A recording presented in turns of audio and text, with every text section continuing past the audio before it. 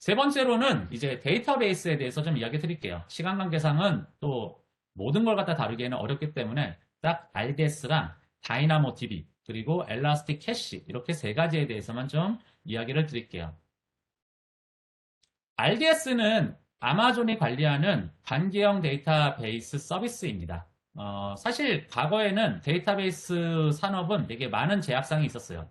뭐 오라클로 보통 대비가 되는데요. 비용도 비싸고 폐쇄적이고 되게 제한사항이 많았습니다. 근데 요즘은 이제 오픈소스 데이터베이스도 많아졌죠. 뭐 포스트그레 SQL이라던가 아마 MySQL 같은 다양한 이제 오픈소스 데이터베이스들이 나오면서 좀 더 활용이 이제 확대가 되었는데요. AWS는 관리형 데이터베이스 서비스인 RDS를 통해 가지고 오라클과 같은 상용 데이터베이스 엔진뿐만 아니라 오픈소스 데이터베이스, 오픈소스 DB 엔진까지 제공하고 있습니다. 장표에 보시는 것처럼 한 6가지 정도의 DB 엔진을 갖다가 제공하고 있고요. 그리고 앞에서 저희가 가용 영역 개념을 말씀드렸는데요. DB의 고가용성을 확보하기 위해서 이중화를 갖다가 일반적으로 많이 구성해요. 왜냐하면 데이터베이스가 깨진다 그러면은 그동안 진짜 피땀 흘리면서 모았던 데이터가 다 한순간에 날아가잖아요. 그래서 데이터베이스가 깨지는 걸 갖다가 좀 방지하기 위해서 보통 이중화 구성 같은 고가용성 구조를 갖다 가져가게 되는데요. RDS에서 DB 인스턴스를 갖다 생성할 때 멀티 에이지, 그러니까 다중 가용 영역이라는 옵션을 갖다 클릭을 하면은 고가용성 아키텍처를 갖다가 쉽게 구현하는 게 가능해요. 그렇게 구현하시면은 지금 보시는 것처럼 마스터랑 레플리카 구조로 만들어지게 되고요. 마스터가 만약에 다운이 된다 그러면은 둘 중에 하나의 레플리카가 이제 마스터 역할로 이제 변환이 되면서 고가용성 구조를 갖다 계속 유지할 수가 있게 되는 거죠. 오로라는 아마존 RDS 서비스 중에서 저희 아마존에서 직접 개발을 한 겁니다. 이 오로라 서비스는 저희 AWS 서비스에서 출시 후에 가장 빠르게 성장하고 있는 서비스예요.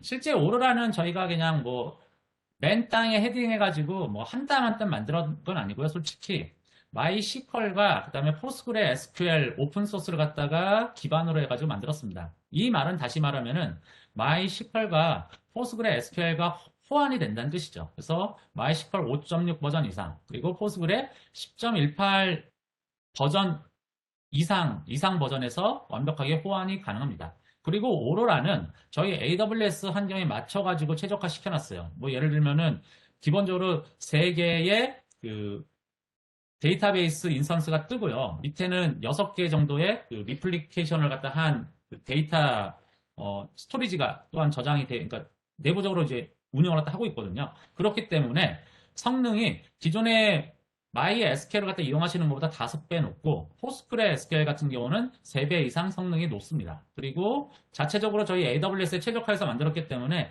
다른 RDS들에 비해서 고가용성 구조이고 내구성도 또한 높고요. 그리고 오라클과 같은 이제 라이센스 기반의 상용 데이터베이스 엔진에 비해서 10분의 1 가격으로 이용이 가능하십니다. 이제 앞에서 설명드렸던 서비스 이외에 좀 최근에 좀 고객들이 많이 관심을 갖고 있는 뭐 빅데이터 관련 분석 서비스라던가 또는 실시간 스트리밍 그리고 비즈니스 인텔리전스, 머신러닝 같은 다양한 분야의 서비스도 저희가 제공하고 있는데요. 마지막으로 제가 기타 서비스에서는 지금 관심 갖고 있는 이러한 서비스들에 대해서 조금 소개를 갖다 드리도록 할게요. 첫 번째는 인공지능 AI 서비스입니다. AWS에서는 인공지능 분야에도 되게 많은 투자를 하고 있어요. 어, 옛날에 사실 인공지능 하면은 이제 아마존을 첫 번째로 꼽았고 그거의 대표적인 게 이제 저희 뭐 알렉사 아니면 에코 이러한 것들인데요.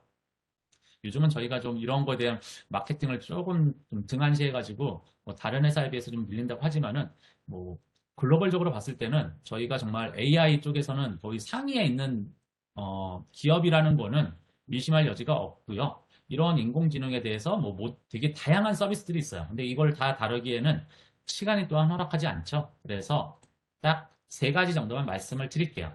첫 번째로 그러니까 여기서 말씀드리는 3가지는 아마존 렉스, 그리고 아마존 폴리, 그리고 아마존 레코그니션이라는 서비스인데요. 아마존 렉스는 이제 그 대화형 챗봇 서비스예요. 이 렉스가 들어가 있는 게 바로 아마존 에코입니다. 아마존 에코 뭐 아마 광고 같은 거 이렇게 보신 게 있을 텐데요. 뭐 저희 스마트 스피커죠. 그래서 이 아마존 에코에 들어가 있는 엔진이 바로 이 렉스이고요. 뭐 본인만의 어떤 챗봇 서비스를 갖다 구현할 수 있게 도와주는 서비스입니다. 다시 말하면은 이 아마존 렉스를 갖다 이용해 가지고 여러분들도 여러분들이 원하는 대화형 챗봇 서비스를 갖다가 개발하시는 게 가능하겠죠. 두 번째로 이야기 드는 게 폴리죠. 폴리는 여러분들이 쓴 글을 갖다가 그대로 읽는 거예요. 뭐 가끔 저희 뭐 구글 왜 경쟁사 이야기하면 안 되죠? 네. 그 여러분들이 쓴 글을 갖다가 보면은 그 뭐 저희 스마트폰에 있는 기능 중에서도 글을 갖다가 그대로 이제 기계 언어로 또박또박 읽는 거 있잖아요. 이걸 갖다 보통 저희가 텍스트 투 스피치라고 하는데요. 그래서 이걸 줄여서 TTS라고 부릅니다. 이 TTS 서비스가 바로 이 폴리고요. 뭐 그러니까 이런 TTS 서비스를 갖다가 우리나라 말로 하면 음성 합성 서비스라고 이야기를 갖다 합니다. 그래서 뭐 텍스트를 갖다가 음성 언어로 바꿔주는데 이제 일상 언어랑 거의 비슷한 형태로 바꿔주는 게 이 폴리의 특징입니다. 과거에는 이거 기계가 있는 거네 또박또박 뭐 지금 사람이 말합니다 뭐 이런 식으로 되게 또박또박 말했는데 현재는 이제 이런 음성 합성 기능이 워낙 발전하다 보니까 일반적인 사람이 말하는 거랑 되게 유사할 정도까지 발전을 했어요. 그래서 뭐 음, 예를 들면은 뭐 영어로 리브라는 단어를 갖다 얘기할 때 어쩔 때는 얘가 리브라고도 발음하지만 어쩔 때는 또 라이브라고도 발음하는데 그 문맥상의 차이를 갖다가 폴리가 인식을 해가지고 상황에 맞춰가지고 어쩔 때는 리브라고 발음도 하고요. 어쩔 때는 라이브라고도 또한 발음을 갖다 합니다. 그만큼 이제 사람이 이야기하는 거랑 거의 흡사하게 많이 발전을 했죠. 마지막으로 레코그니션은 이미지를 갖다 인식하고 분석하는 서비스입니다. 이미지를 갖다 기반으로 거기서 어떠한 컨텍스트를 갖다 찾아내고 인사이트를 갖다 뽑아주는 서비스인데요. 뭐 기능으로는 객체나 장면 탐지, 안면 분석 비교, 뭐 유명인을 갖다 인식하는 이러한 것들인데요. 뭐 이거는 좀 사례 갖고 한번 이야기해 볼게요.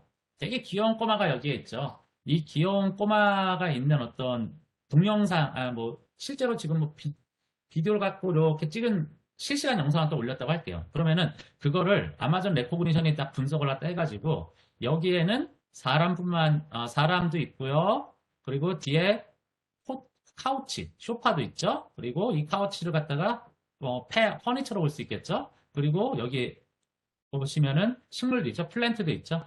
그 안에서 인식했던 이 이미지 안에 어떠한 대상이 있는지를 갖다가 이렇게 확률로 해가지고 나타내는 겁니다.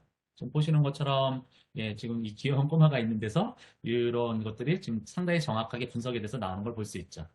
또 뭐 유명한 여배우에 대해서도 분석을 해가지고 이 사람이 누구다, 뭐 아이린이다 하고 이렇게 딱 분석해가지고 94% 확률로 나오는 것도 있죠. 네.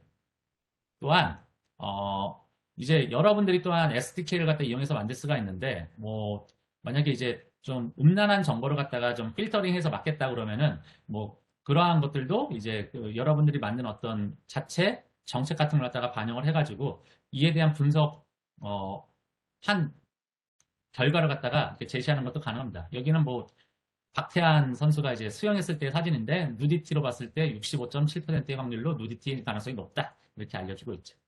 그리고 지금 보시면은 꼬마애가 활짝 웃고 있고 얘는 하고 있잖아요. 이게 얼굴 딱 봤을 때 우리는 이게 같은 사람이라는 걸 딱 알고 있죠. 근데 기계 입장에서 사실 이렇게 표정을 갖다 지었을 때 이게 같은 사람이라고 분석하는 게 그렇게 생각보다 쉽지 않거든요. 근데 레코그니션에서 보면은 이 두 사진에 나오는 인물이 유사인의 가능성이 89% 이상이다 이렇게 분석이 돼요. 이만큼 저희의 레코그니션 이미지 인식 서비스도 정확도가 상당히 높다. 이렇게 이야기를 갖다 드릴 수 있죠. 이런 레코그니션 서비스를 갖다가 이용을 갖다 하면은, 뭐 신규 가입한 회원이 업로드한 사진에 대해서 이게 사람인지 여부를 갖다가 그리고 여러 명이 있는 사진인지 그래서 좀 부적절한 사진이라 그러면 다시 알림을 갖다 줘가지고 좀 제대로 된 사진을 갖다가 다시 업로드 해주세요. 이렇게 요청할 수도 있겠죠. 또는 뭐 선글라스나 스티커로 얼굴 가려진 사진 올렸을 때도 다시 올려주세요. 이렇게 자동 분석하는 것도 가능하고요. 또는 CCTV 플랫폼, 카지노나 또는 건설 현장 이러한 다양한 분야에서 해당하는 기술을 이용해서 뭐 건설 현장 같은 경우는 이제 그 건설 현장에 들어가시는 분들이 요즘 뭐 중대재해처벌법이 되게 좀 화두가 됐잖아요. 올해 초부터요. 그래서 헬멧이나 안전화와 같은 안전 장비를 갖다가 걸치고 그 산업 현장에 들어가는지 여부를 갖다 체크해서 뭐 헬멧을 안 쓰면은 헬멧을 착용하지 않았기 때문에 문을 안 열어드립니다. 이렇게 좀 아예 출입을 갖다 막는 그러한 서비스를 제공하는 것도 가능하겠죠. 다시 말씀드리면은 지금 앞에서 제가 일례로 좀 몇 가지 AI 서비스를 갖다 이야기 드렸는데요. 이러한 다양한 저희 AWS 서비스를 갖다 활용하신다면은 비즈니스에 대한 아이디어만 있다면은 뭐 IT 자원, 기술 개발에 대한 부담 없이도 이제는 사업화가 가능해진 세상이 됐다는 거죠. 그래서 끝으로 이제 말씀을 드리면은 AWS 클라우드라는 것이 뭐 단순히 저희가 이제 고객들이 사용하고 있는 IT 자원을 갖다가 웹상에서 제공을 갖다 한다는 것을 뛰어넘어 가지고 고객이 비즈니스에 온전히 집중을 갖다 함으로써 좀 더 나은 혁신을 갖다가 이끌어갈 수 있는 그러한 기회를 갖다 부여하는 게 바로 저희 AWS 서비스라고 이야기 드릴 수가 있겠죠.